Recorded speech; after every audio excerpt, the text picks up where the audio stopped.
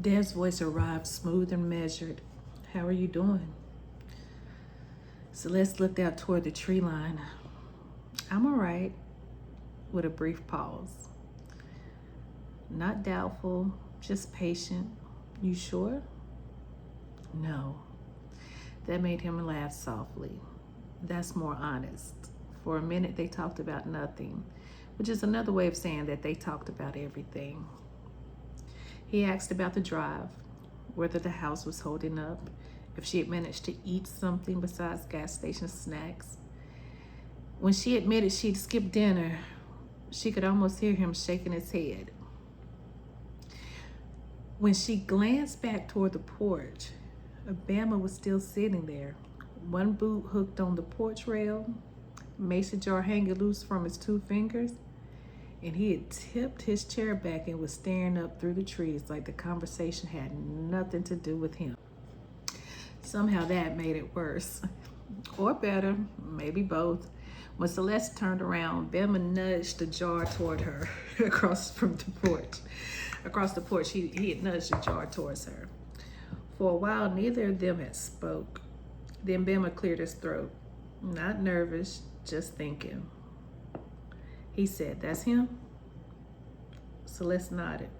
"Yeah." She took a sip. Another stretch of silence happened. Then Bama says, "Seems like a good dude." He said it the same way he had talked about old trucks that started on the first term. Simple, very matter of fact, like, "He is." And Bama nodded. "Good." Another pause. Then he asked a question, not directly. Countrymen rarely do something, straightforward when it matters. He said, that city man of yours? He rubbed his thumb across the side of the jar. He treat you right? So Celeste stared out into the dark. He does. Bama nodded again, like he'd expected that answer, but he wasn't done. He treats you like a woman? That got her attention. Bama shrugged. What? You know exactly what I mean. Maybe she did. Maybe that's why she didn't answer. Because some questions ain't hard, they're dangerous.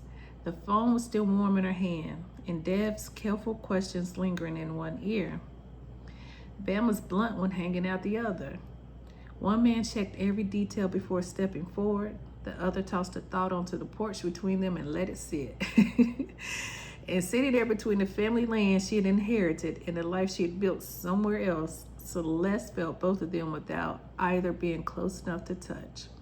One voice carried schedules, plans, concern wrapped neatly with every word. The other carried red dirt under its fingernails and never seemed bothered by silence. And Lord help her, every mile she had put between herself and Bama suddenly felt a whole lot shorter than the few feet separating them on that porch.